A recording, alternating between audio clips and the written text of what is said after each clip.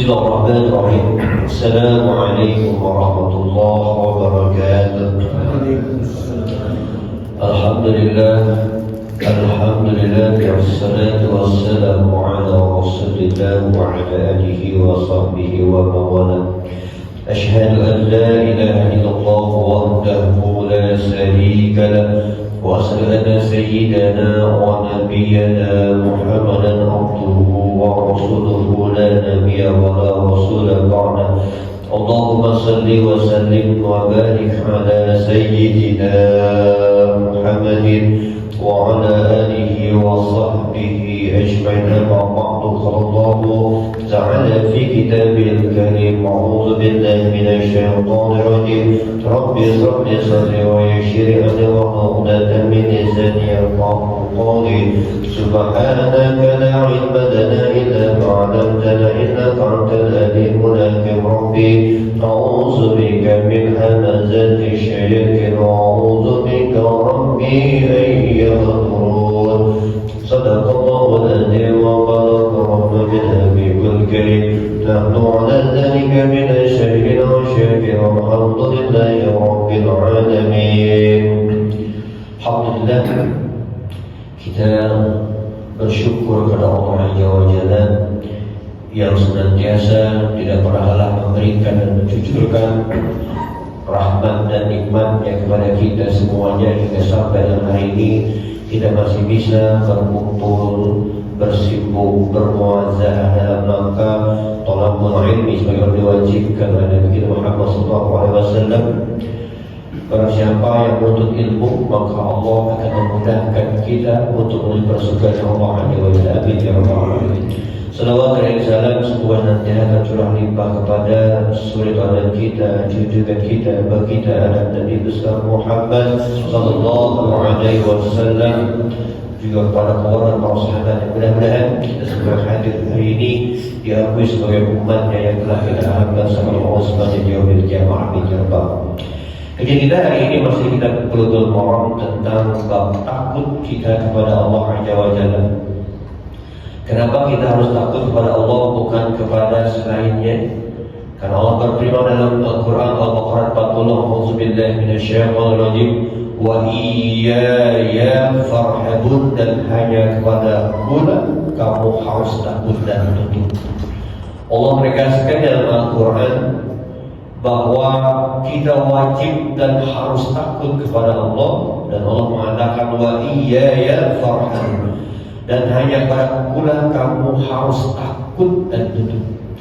Di sini menegaskan kepada kita bahwa di jagat raya ini, di alam ini banyak sekali ada penguasa-penguasa yang bermunculan sejak dari zaman Nabi kita Sallallahu Alaihi Wasallam hingga hari ini. Ada penguasa-penguasa negeri, ada penguasa-penguasa daerah. Banyak kita cenderung takut kepada mereka, tapi melupakan akan takut kita kepada Allah. Kenapa dasarnya banyak orang yang takut kepada penguasa hingga dia melupakan takutnya kepada Allah. Nah, ini yang sering terjadi. Demi sebuah mengharapkan dunia, maka ia menghamba kepada manusia demi sebuah penghidupan yang layak di atas muka bumi. Maka Allah mengatakan wa iyaya farhabun, dan hanya kepada pula kata Allah kamu harus tunduk dan takut. Ini menegaskan kepada kita bahwa tidak boleh kita mentakuti apapun kecuali hanya takut kepada Allah. Tentunya ketika kita takut kepada Allah artinya kita senantiasa menjalankan apa-apa yang Allah perintahkan dan senantiasa istiqomah meninggalkan apa-apa yang dilarang. Itulah yang disebut takut. Jadi kalau takut kepada Allah, hakikatnya dalam sebuah diskusi Allah menyampaikan bahwa orang-orang di atas muka bumi ini pada dasarnya senang sekali bermaksiat. Banyak sekali orang-orang di muka bumi ini yang senantiasa sangat mudah sekali bermaksiat. Maka Allah mengatakan dalam sebuah diskusi, ya ahlul maksiat ka'annahumut taubah. Wahai orang-orang yang bermaksiat, ketahuilah bahwa aku tidak pernah menutup pintu taubat. Artinya Allah memahami betul makhluk ciptaan yang namanya manusia sangat sulit untuk terhindar dari yang namanya dosa. Tentu dosa ini adalah sebabnya kemaksiatan. Maka Allah mengatakan, ya ahlul maksiat la'abnahumut taubah. Seberapa banyak pun dosa kemaksiatan yang dilakukan oleh hambanya, Allah sekali-kali tidak pernah menutup pintu taubatnya untuk itu. Dan Allah mengatakan fa'intahu fa'ana habibuhu. Barang siapa yang bertaubat kepadaku, kata Allah, fa'ana habibuhu, dan aku akan menjadikan ia kekasihku. Nah, ini hebatnya Allah. Hebatnya Allah ketika hambanya berdosa, kemudian hambanya bertaubat, maka Allah membalasnya dengan menjadikan dia kekasihnya. Ini luar biasanya Allah, ya. Tetapi kata Allah, fa in yatubu fa'ana tabibuhu. Tapi kalau ia menunda-nunda taubatnya, maka aku Tuhannya akan datang kepada sebagai tabibuhu, sebagai penyembuh, sebagai pengobat. Artinya, kalau kita kiaskan makna tabibuh ini artinya kan dokter, artinya tabib yang mengobati. Kalau kira-kira ada yang lagi keseleo, datang kepada tabib, diapain kira-kira? Diurut, dipencet, sakit gak rasanya? Kalau kita sakit ke dokter diapain? Disuntik, sakit gak rasanya? Inilah kata Allah, kalau wa idam yatubu fa'ana tabibuhu. Tapi kalau kita menunda taubat kita, Allah pun gak pergi, Allah pun gak meninggalkan, Allah tetap datang kepada kita sebagai tabibu, sebagai pengobat, sebagai penyembuh. Artinya kita akan diberikan dosis. Dosisnya berupa apa? Berupa ujian. Maka cara Allah meninggikan derajat setiap hambanya ada dua cara. Yang pertama dengan cara ibadah, yang kedua dengan cara musibah. Pilih mana kira-kira? Allah mau mengangkat derajat hambanya itu dengan dua cara, dengan cara ibadah, dengan cara musibah. Tinggal pilih mau cara apa nih. Kalau ibadahnya nggak mau, kata Allah nggak apa-apa, maka aku ganti dengan musibah. Mau yang mana kira-kira? Ibadah atau musibah? Ibadah nggak mau, masjid toanya udah kenceng, kohar-kohar, nggak mau datang. Sholat nggak mau, pengajian diumumin, ditempel di setiap gang-gang, pinggir-pinggir jalan, yuk ngaji, datang nggak? Nggak datang. Nanti dari Allah akan ditanya, kenapa lu nggak pernah ngaji? Kenapa nggak pernah ke masjid? Nggak tahu, nggak mungkin nggak tahu. DKM udah nempelin di jalan-jalan, yuk ngaji. Kenapa nggak datang? Nggak ada alasan, tidak ada Allah.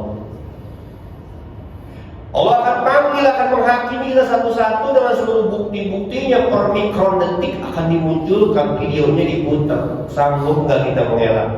Dulu kata Allah, dulu saya udah bilang kamu udah nengok, udah baca tuh pengumumannya, tapi nggak daftar juga kan? Allah nggak akan tahu, nggak ada. Kamu kamu udah diingatkan kan? Nggak mungkin kata Allah aku turun ke bumi nyamperin hambaku satu-satu, nggak mungkin.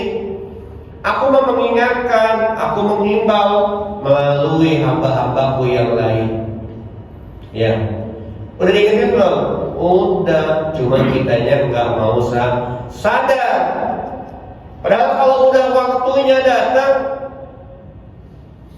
ruh sudah di ujung kerongkongan, baru dinampakkan apa yang dahulu kita lakukan dari akil balik sampai dengan hampir ruhnya potong-potongan, dinampakkan seluruh perbuatannya, baru dia sadar.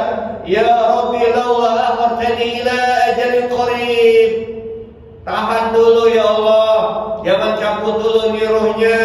Tahan dulu, laula akhartani ila ajalin qarib. Tahan ya Allah, jangan sebentar saja. Apa kata Allah? Kulli ummatin ajal. Kalau udah sampai namanya ajal, ya. Apa kata Allah? Wala ta'khiruna syah wala yastaqdimun. Enggak bisa diakhirin, dimundurin, enggak bisa juga diminta maju. Kata Allah, mana lagi alasan itu udah diingatkan. Saya belum tahu ya Allah. Kata Allah, nggak mungkin kamu nggak tahu. Setiap hari kamu lewat gangnya, kamu baca tulisannya, diumumkan pengajian dibuka, ya kan? Udah baca kan? Saya lihat matamu menoleh, kamu baca. Datang nggak? Enggak. Daftar nggak? Enggak. Kenapa? Tadi yang namanya manusia lebih banyak ghaflahnya. Apa ghaflah? Lalai terhadap dunia. Dunia ini melalaikan kita, lupa kita kembali ke akhirat. Nah, itu uji. Maka Allah mengingatkan, wa iyaya farhabun, dan hanya kepada pula kamu harus takut.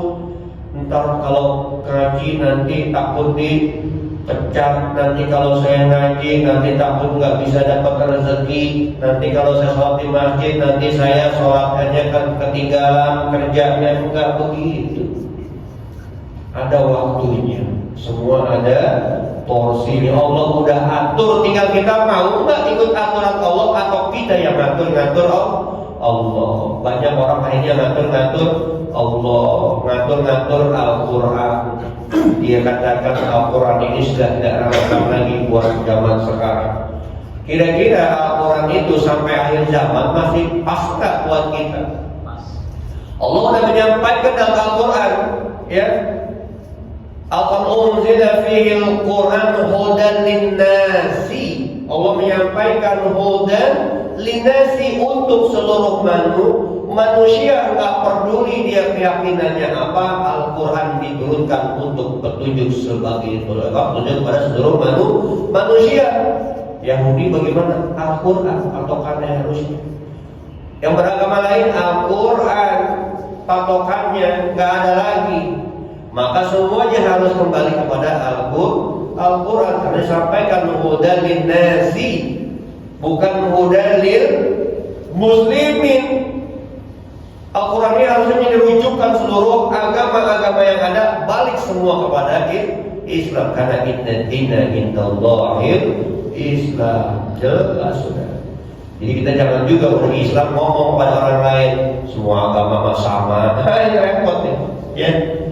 Saking takutnya kita kepada pimpinan kita, kepada teman kita sampaikan, ya udah semua agama sama. Kalau kita nggak sanggup ngomong tentang kefanatikan kita akan agama, lebih baik diam, jangan mengatakan udahlah semua agama sama. Lalu bagaimana ini ayatnya inna dina indallahil Islam? Ya, berarti kita ada rasa takut kepada manusia untuk mengatakan inna dina indallahil Islam. Katakan buat saya agama yang benar Islam. Tetapi kalau kamu berkeyakinan lain, la ikraha fid din, lakum dinukum waliyadin. Saya mah agama saya ini yang benar buat saya, bukan yang paling benar. Berarti ada yang benar.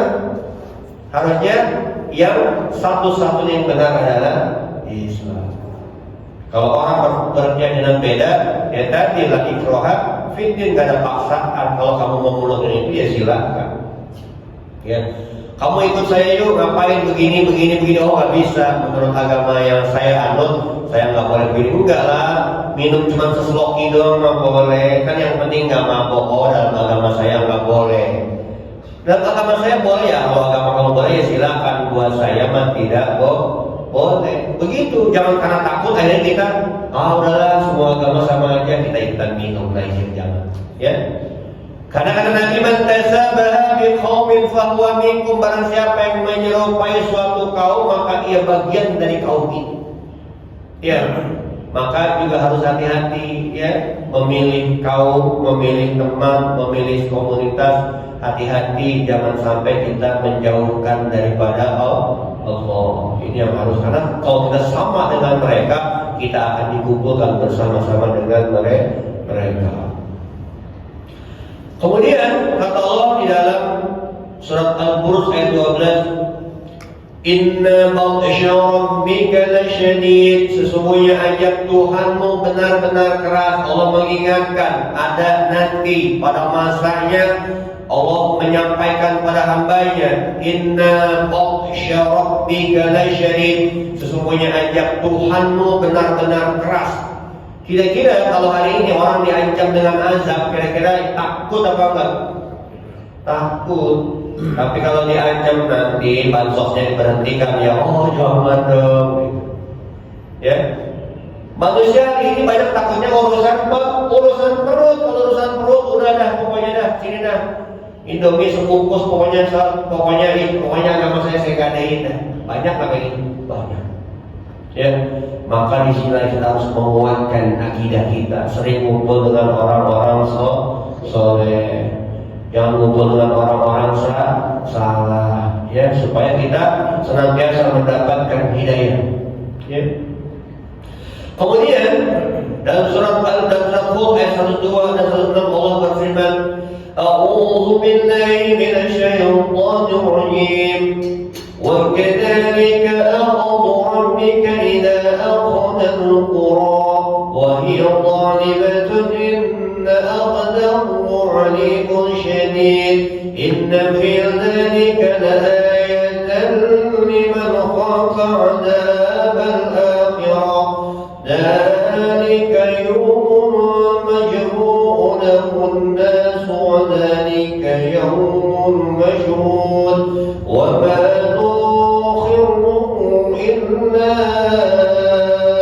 إلا أجل معدود يوم يأتي لا تكلم نفس إلا بإذنه فمنهم سكي وشهيد فأما الذين شقوا ففي النار لهم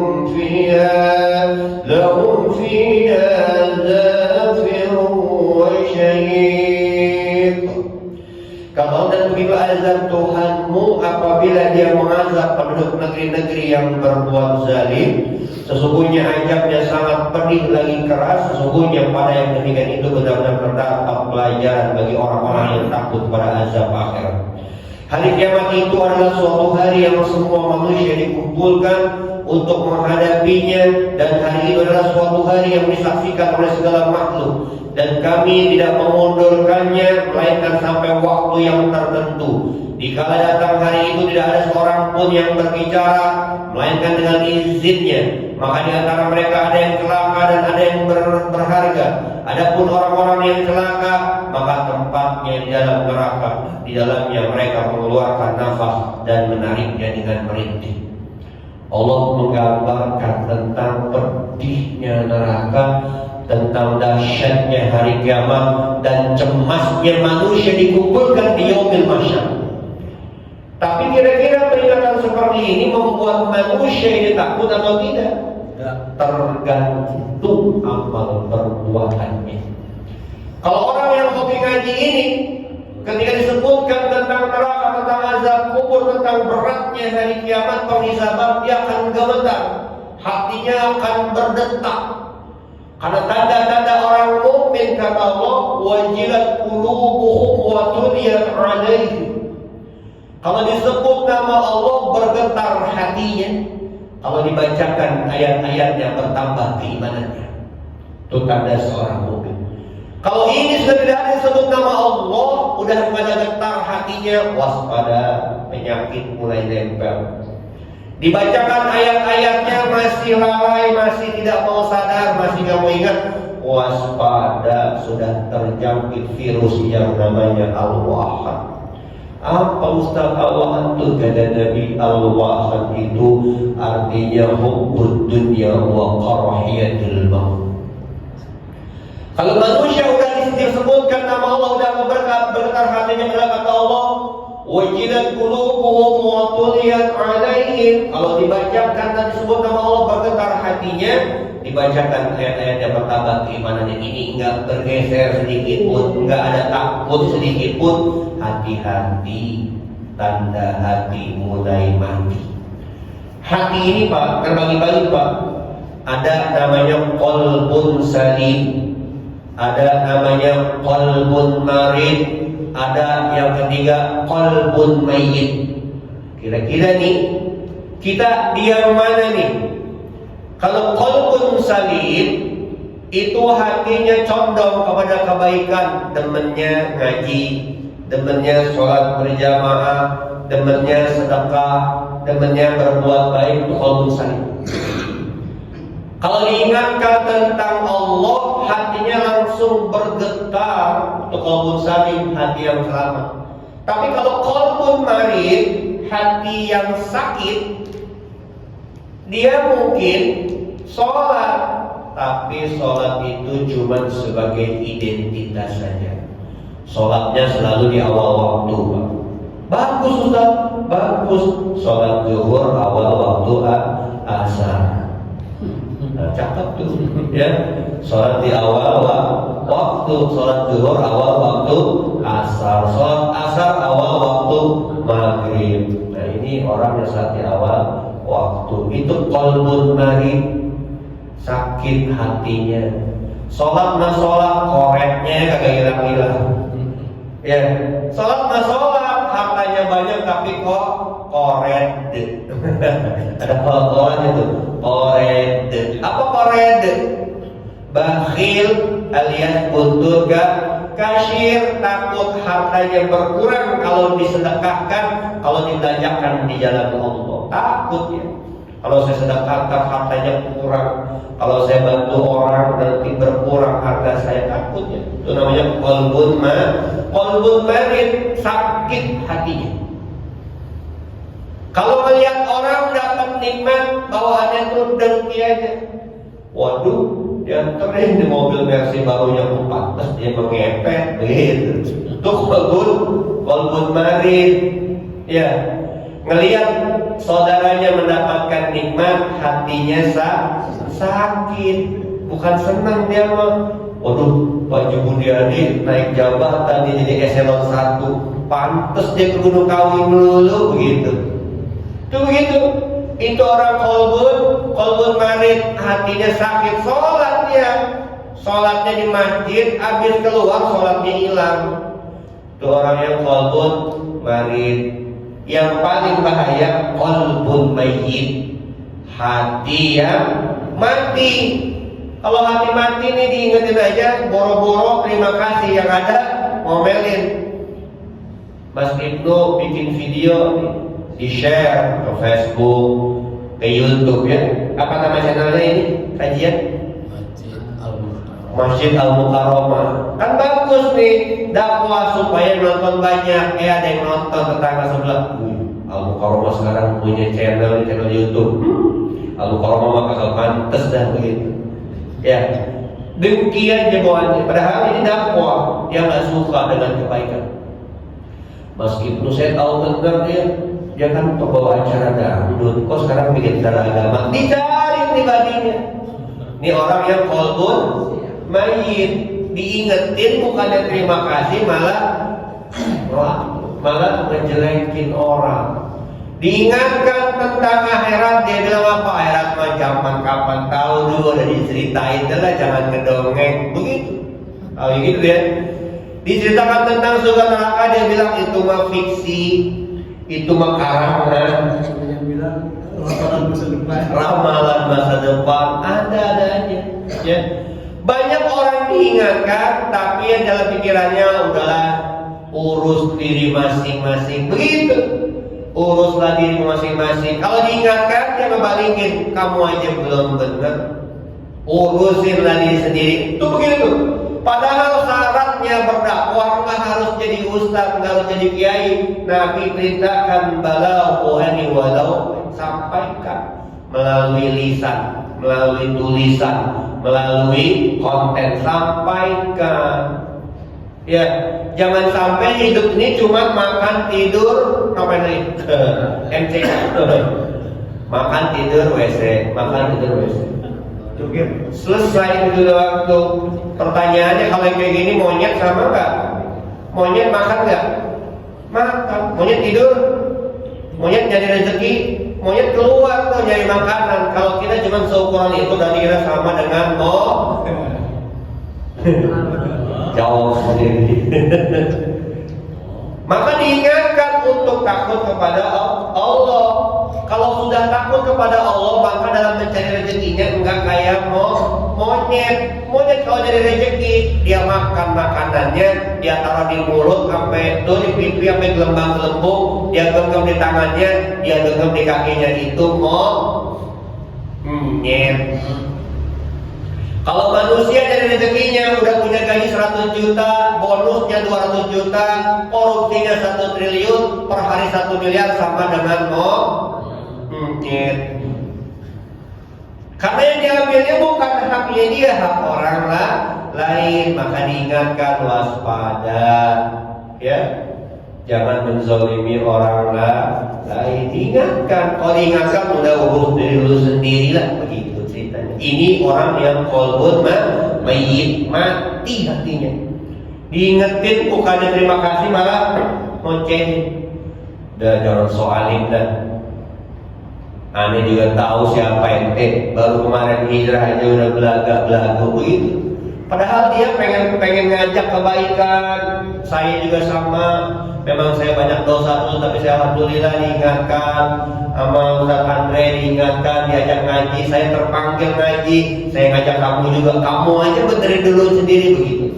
Namanya qalbun mayyit. Orang yang qalbun mayyit ini yang paling bahaya, Pak. Dia bisa lebih jahat daripada binatang. Kalau binatang dia jahat, wajar, nggak punya akal. Macan kerjanya ngapain?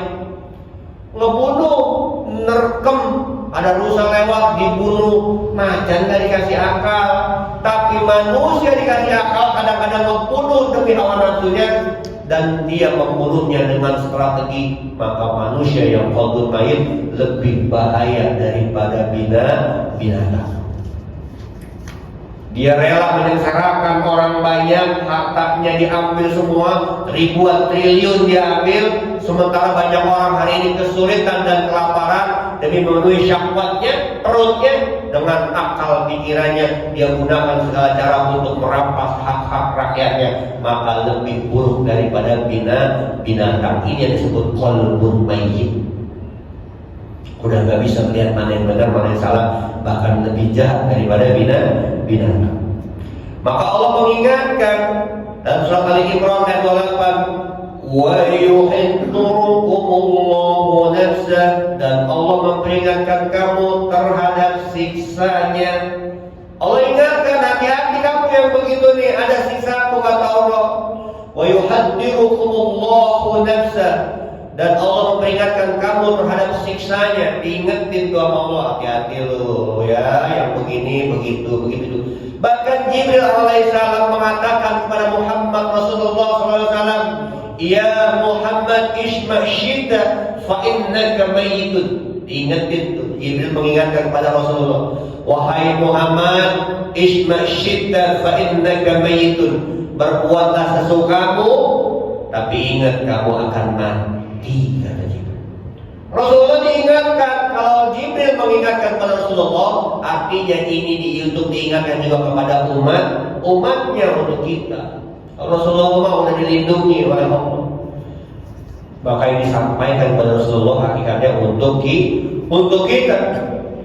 Kemudian dia bilang, wahbab masyita fa innaka mufarriquhu. Silakan kau cintai apapun yang kau cintai, wahai Muhammad.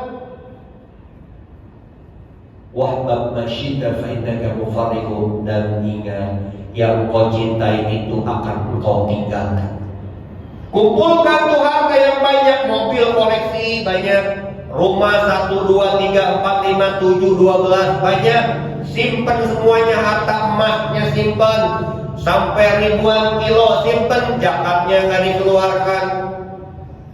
Rumahnya cuma simpanan, tidak menghasilkan, nggak ada zakatnya. Mobil berjejer nggak dimanfaatkan. Kok kalau bikin ambulan kasih ke masjid satu, ini mobilnya mobil mewah semua, Alphard semua, kasih ke masjid buat ambulan satu, enggak, buat anaknya semua sarang satu, padahal anaknya 5, sarang satu, menemuin jalan. Ini hisabnya luar biasa.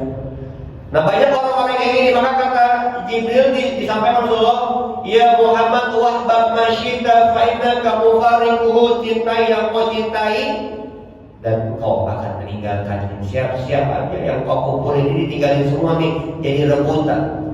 Wahai para suami yang memanjakan istrinya, perhiasan dibelikan, rumah mewah, villa dibelikan semuanya, sampai kau lupa akan dirimu kalau kau akan sendirian di dalam kubur. Ingatkan istrimu, kalau hartamu yang kau beri pada istrimu akan menjadikan ia bahagia setelah kau mati. Rezekimu, hartamu akan digunakan oleh istrimu dengan suaminya yang baru. Maka kalau kata para kiai mah, sakitnya tuh di sini, di balik kubur itu. Ya, kalau kita hanya memberikan harta, maka harta itu akan menjadi rebutan. Kecuali yang dikelola dengan cara Islam. Kemudian yang ketiga, kata Jibril pada Rasulullah, ya Muhammad, setelah wahbab masyita fa innaka mufarriquhu wa'mal masjida fa innaha manzilni. Silakan kau lakukan apapun yang kau sukai. Ngapain aja terserah, mau menghina orang terserah, mau bikin konten-konten yang nyeleneh, yang maksiat, silakan. Tapi ingat, semua akan ada perhitungannya. Jadi boleh, bukan nggak boleh, boleh. Cuman ingat nanti, kata Jibril pada Muhammad, nanti akan ada hitung-hitungannya ya. Tuh kalau yang di supermarket bawa keranjang, tahu keranjang? Bukan keranjang kuning, ini mah keranjang merah di supermarket. Kalau ini kan di sini adanya ya. Ini di sini, ini kan di sini adanya. Ini di sini nih.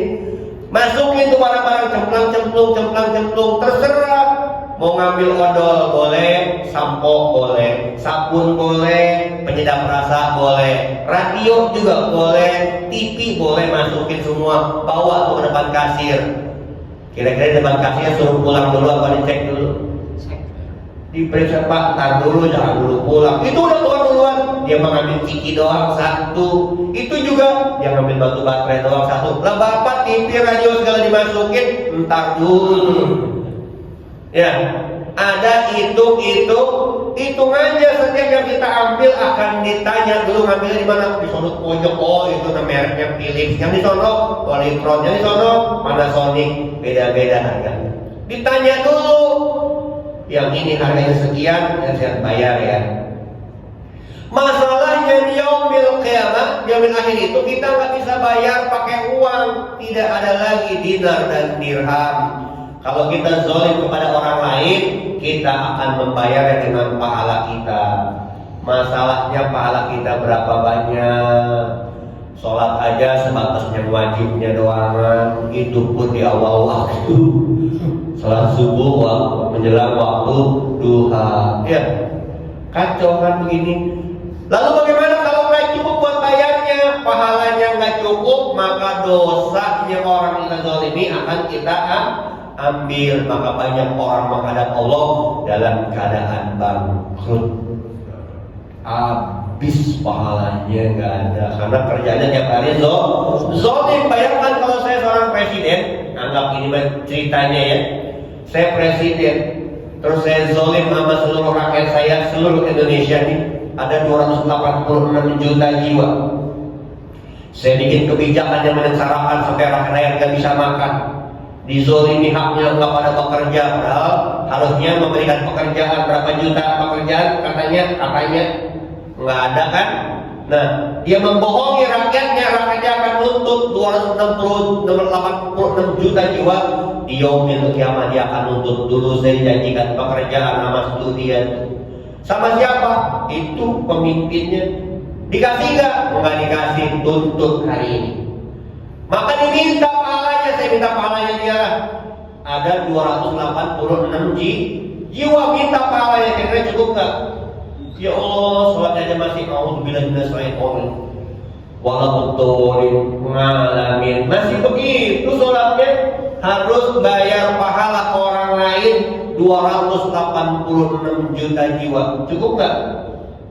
Kalau nggak cukup, maka dosanya orang-orang yang dizalimi akan diberikan kepada dia. Lalu panen dosa, maka datang kepada Allah dalam keadaan bangkrut. Ini yang harus waspada ya. Maka diingatkan wa iya ya farhabun, dan hanya kepada pula kamu harus tunduk takut. Ini takutnya sama, kalau kayak nggak begini nanti saya dipecat. Kalau saya nggak begini nanti jabatannya dibongkar. Kalau dulu saya menang dengan cara curang, maka harusnya dicurang lagi. Ini yang harus waspada ya. Kemudian dalam surat Al-Baqarah ayat 34 dari Allah berfirman, "Yauma yafirul mar'u min akhihi wa ummihi wa abihi wa sahibatihi wa banihi likulli imri'in minhum yawma idzin sya'nun yughni." Kata Allah, pada hari ketika manusia lari dari saudaranya, dari ibu dan bapaknya, dari istri dan anak-anaknya, setiap orang dari mereka pada hari itu mempunyai urusan yang cukup menyibukkan. Digambarkan di yaumil mahsyar, semua orang lari. Lari dari siapa? Dari saudaranya, dari ibu dan bapaknya. Suami lari dari istrinya, istri lari dari suaminya. Semua kocak-kacir. Kenapa? Takut dimintakan tanggung jawabnya. Begitu ngelihat Mas Ibnu dicek lari. Kenapa? Dulu saya soalnya pernah ngajak Mas Ibnu mabok. Wah, lari, nuntutnya. Kelihatan nih seorang bapak dan anaknya lari, Pak. Kenapa kok lari? Karena dulu nggak pernah mengajarkan agama, anaknya nuntut. Ya Allah, dulu saya nggak bisa ngaji karena orang tua saya sibuk tuh. Sibuk ngapain? Pokoknya kerja. Saya dimasukin ke sekolah Kristen, saya dimasukin ke yang tidak berpendidikan agama. Saya tidak diajarkan sholat, saya tidak diajarkan, sampai saya nggak bisa sholat. Dituntut bapaknya, maka ketemu anaknya lari. Istri ketemu suaminya lari. Kenapa?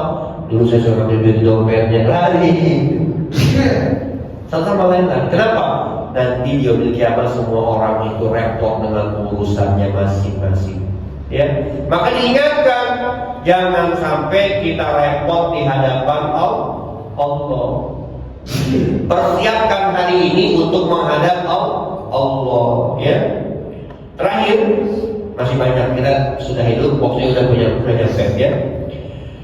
Allah mengingatkan di dalam surat Al-Hajj ayat 1-2, "Ya ayyuhan nasu taqu rabbakum inna zalzalata asy-syaa'a syai'un 'azimun yawma tarawnaha tadhhalu kullu murdi'atin 'amma arda'at wa tad'u kullu dhatin hamlin hamlaha wa tara an-nasu sukara wa ma hum bisyukara walakinna 'adzaballahi syadid." Allah mengingatkan, hai manusia, bertakwalah kepada Tuhanmu. Sesungguhnya kegoncangan hari kiamat itu adalah suatu kejadian yang sangat besar, dahsyat. Ingatlah pada hari ketika kamu melihat kegoncangan itu, lalailah semua manusia yang menyusui anaknya dari anak yang disusukannya, dan gugurlah segala kandungan wanita yang hamil. Dan kamu lihat manusia dalam keadaan mabuk, padahal sebenarnya mereka tidak mabuk, akan tetapi azab Allah itu sangat keras. Ketika kiamat, ibu menyusui anaknya, langsung dilepas semua anaknya.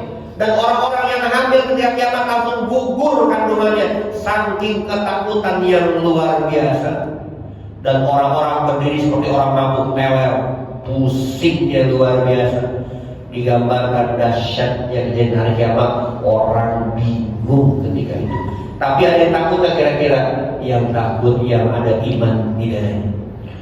Kemudian Allah menyampaikan dalam surat Ar-Rahman ayat ke-46, "Wa liman khafa maqama rabbih jannatan."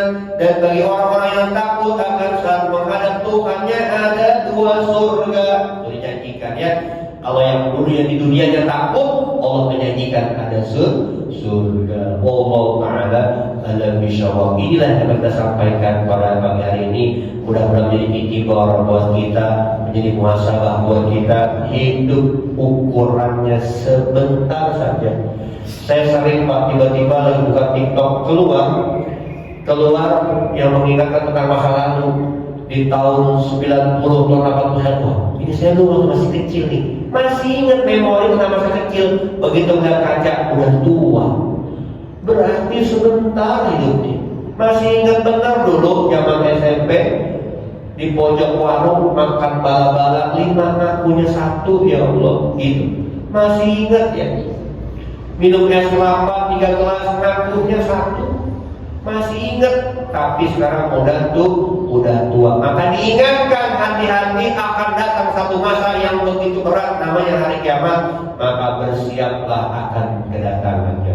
Tentunya kita diingatkan untuk senantiasa menjaga keistiqomahan kita dalam ibadah kepada Allah. Allah Ta'ala alam bisyawab. Kita doa sama-sama, mudah-mudahan di hari yang mulia ini, di hari Jumat Sayyidul Ayyam, kita diampuni oleh Allah dari segala dosa-dosa kita sejak kita akil balik sampai dengan hari ini, atas kelalaian kita, atas kebodohan kita, atas ketamakan kita, atas kezaliman kita. Banyak rezeki yang kita ambil dengan cara yang batil, banyak rezeki yang kita makan dari jalan yang haram. Maka kita minta pada Allah Azza wa Jalla, semoga yang telah kita dapatkan ini dihalalkan oleh Allah Azza wa Jalla dan diridhokan oleh Subhanahu wa Ta'ala akan rezeki dan perbuatan kita yang telah kita lakukan. Kita beristighfar sebanyak 3 kali.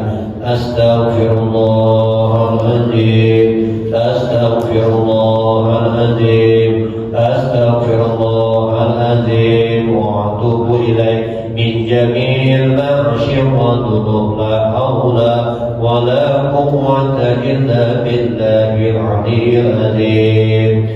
Demikian yang dapat disampaikan, mudah-mudahan ada faedahnya untuk kita semua, baik yang hadir di sini maupun yang sedang menonton di TikTok ini. Mudah-mudahan menjadi hidayah buat kita, menjadi amal buat kita, karena kita butuh pahala nanti di yaumil kiamat. Bukan cuma harta, tapi pahala sangat kita butuhkan. Mudah-mudahan hari ini menjadi awal buat kita untuk senantiasa terus memperbaiki diri. Kita baca doa kafaratul majlis. Subhanakallahumma wa bihamdika asyhadu an la ilaha illa anta astaghfiruka wa atubu ilaik. Wassalamu alaikum warahmatullahi wabarakatuh.